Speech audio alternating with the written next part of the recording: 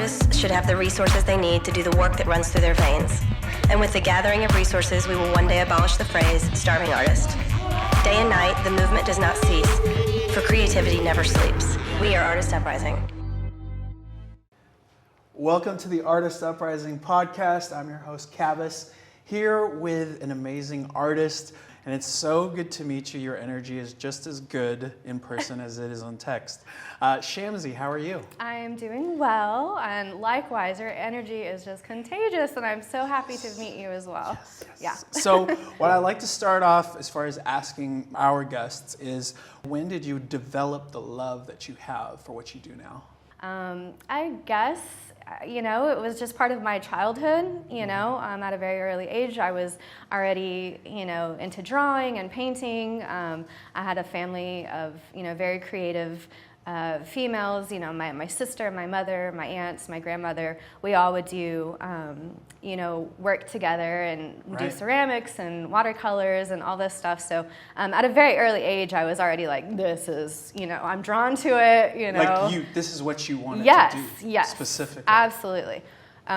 It's not like I, started school and was like, yes, I'm going to be an artist, because at that time it was just like, really didn't seem like it was feasible or an option or very many creative jobs out there. Right. But, as time passes, other opportunities open, So when you're doing that and you're in school, say college, you went to North Texas, yes, correct? Yes. And did you go specifically for art, or was there another major you did? So I did a double major. Okay. I did marketing. I got a marketing degree, and I got a printmaking degree. I went into college not really knowing what I wanted to do, but then started taking my fine art classes and decided, oh my gosh, I love printmaking. This is my calling. I love how technical it is. I love all the weird supplies, So I knew I really wanted to learn more and dedicate myself to printmaking specifically. But then I also wanted to keep my options open. So right. I got a marketing degree to kind of just really, spread myself out. Yeah. So that's what I did. So you graduate from college, UNT. Was it the idea to just find something in the world of marketing, or were you like using your marketing towards what you were eventually going to do, which is what you do now with your art? Oh gosh, I wish I was one of those great success stories where, right out of college, I was doing all these things, but it wasn't like that. The stock market crashed, 9/11 happened, we were all fighting for any kind of job. So, I worked, after college, I worked at, FedEx Kinko's and Container Store and all these places just fighting for any kind of job. I worked at a paper store. It really wasn't until I would say 2015 to where I really spread my wings and was able to really showcase my art as, as like a fine artist and show in galleries and stuff, and really have the opportunity to make installations and stuff. So were you, while you were doing these odd jobs and whatnot, were you like, I'm still an artist, I'm still going to work on things? Were you still creating art? Oh yes. It was my way to kind of unwind and just, I didn't even think about it. I just did it. I got off of work and I came home and, I was drawing. I was looking through books. I was looking through references, constantly just working, not necessarily with, an end game in mind for the pieces I was working on. Yeah. I was just more or less doing it for myself. Right. So yeah. Was there just that moment though? What would you say is like that moment where you were like, I want to do this like full time? Like what was that moment for you? I think it really first started because of the opportunity I got to have a solo show with a gallery called Atama, which was in Mockingbird Station. And I have to give props to Josh Romero, because he was the gallery owner, and he actually gave rise to a lot of us artists, Jeremy Biggers, Will Heron, Milan Nguyen, Taro. So all of us kind of started in this little gallery because he gave us the space to show. So that was, I think, my very first show, and that's when I decided, oh my gosh, I can do this. Like, this is feasible, and I want to see where this goes, because this is where my heart is. Was that just that point then where you were like, I'm not doing anything else, I'm just going to create art? Yeah, I think that was the first opportunity that I had do that, to make a whole show, dedicated to my work. And yeah, I mean, I was hooked, and I definitely wanted to continue that and keep working and seek opportunities to show my work. Outside of the people from the galleries, who would you say, it could even go back to like when you were in college and whatnot, who would you say is like a mentor or someone that, a fellow artist that you could like lean on or like go to for advice, or someone that just inspired you? It doesn't have to be someone you know. Where did you find your inspiration to like, do what you do? I feel like that's like a few questions tied in one. I would say, as far as having a support group or someone that I went to, my sister is an illustrator and an art teacher, and so I always had her first and foremost. But then also I'm very, blessed, if you want to say, that I have a lot of female and male peers, right, to where we bounce ideas off of each other and talk about methods and, talk about doing weird things that we haven't done before and how we would produce it. So, I talked about my friend Milan Nguyen, and she's shown in Dallas, and she has a very wide repertoire of artwork that she does. And so, I go to her, and I go to her studio, and, she comes to mine, and we just talk about these things, and it just, it snowballs. It's good to kind of have that sounding board, I guess, to like go off of, right? Oh my gosh, you really do, because I feel like this is, it's a field to where you can really feel lonely and feel like you're in your head a lot, and you begin to doubt yourself. So to have someone to lean on that knows what you're going through, or what the climate is like, is really important. Right. Yeah. So it's more so not just trusting your instinct, but maybe leaning on others who are doing the same as well. Yes, so, like, absolutely. I mean, they're mostly in the same boat as you, so you can talk through it, and you can relate to each other. We have some mutual friends in the art world. Yes. Cole and Shamsy Keaton of the Sweet Tooth Hotel. They've been on the show. You were involved in the first Sweet Tooth Hotel. Yes. Can you tell me about that? How did you get involved, and what was that process like? Yeah, so I was, well, first of all, I've known Cole for, over 15 years, and Shamsy very close to that as well. And I was having an event at the Jewel Hotel, right, and so they came to it and were excited to tell me about this new venture that they were cooking up.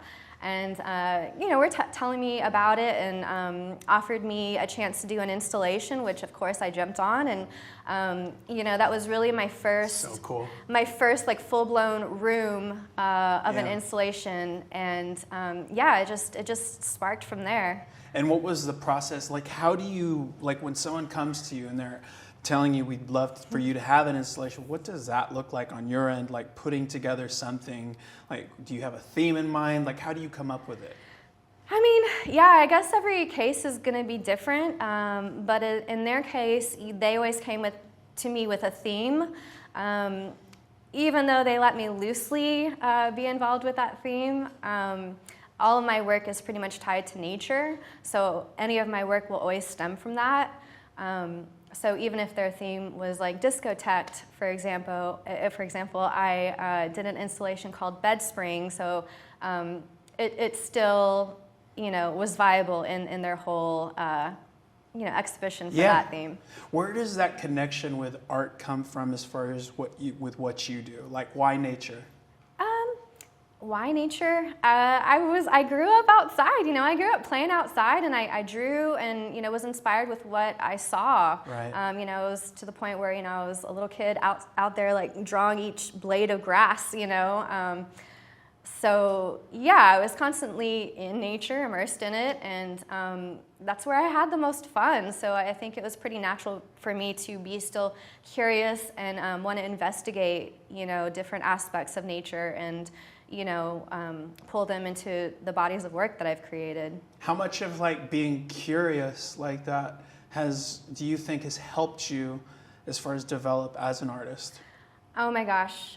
I mean, I think it's one of the most important things is to stay curious, otherwise you become stagnant and you can really lose the fire that drives you.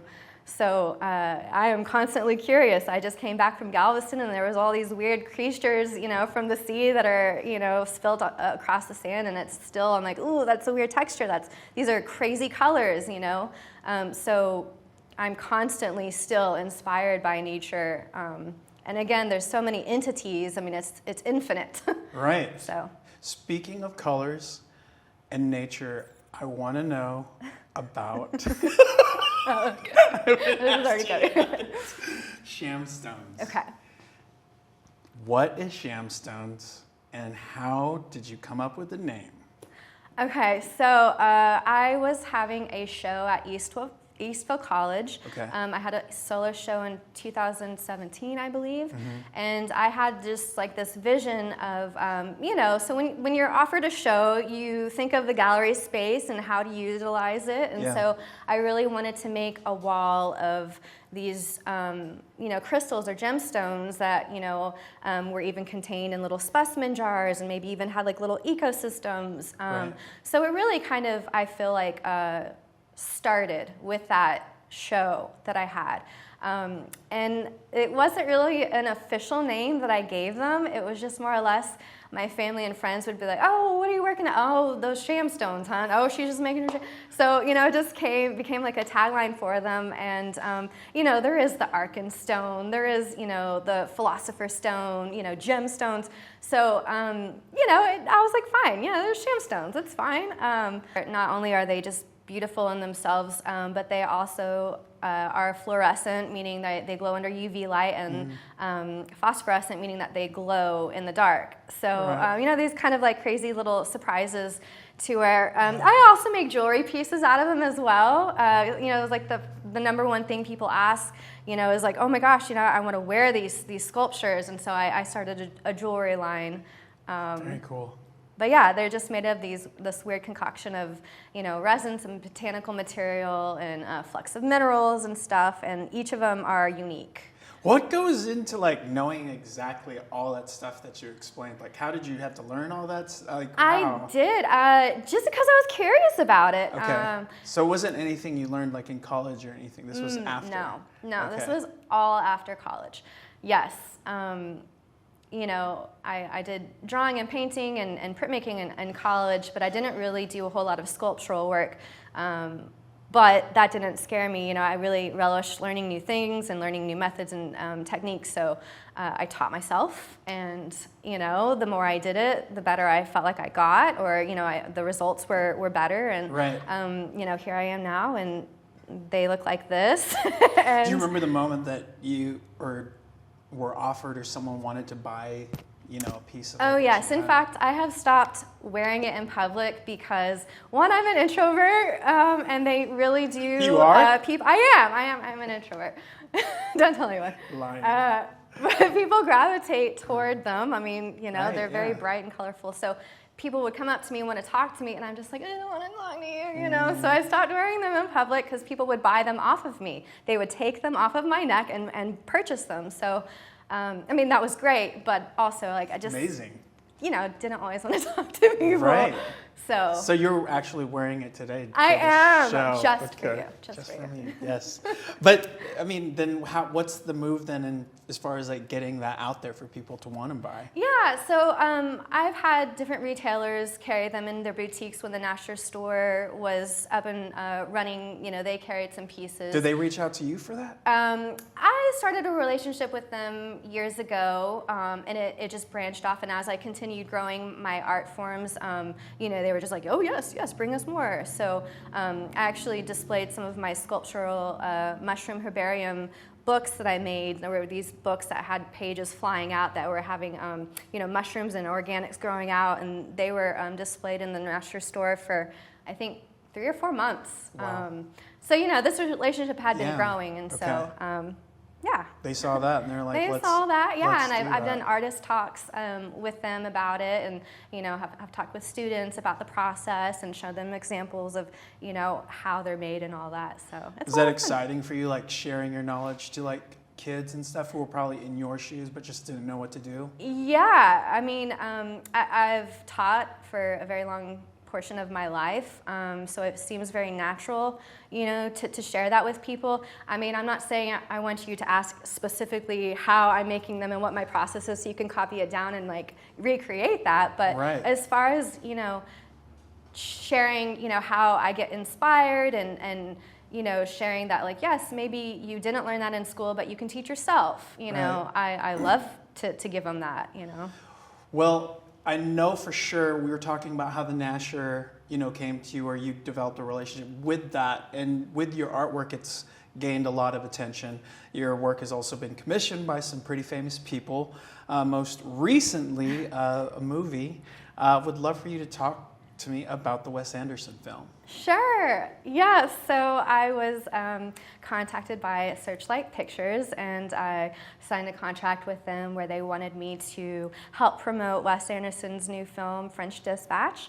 And so they sent me some material, you know, some products to use, but they wanted me to create a video in which I was using these materials. Right.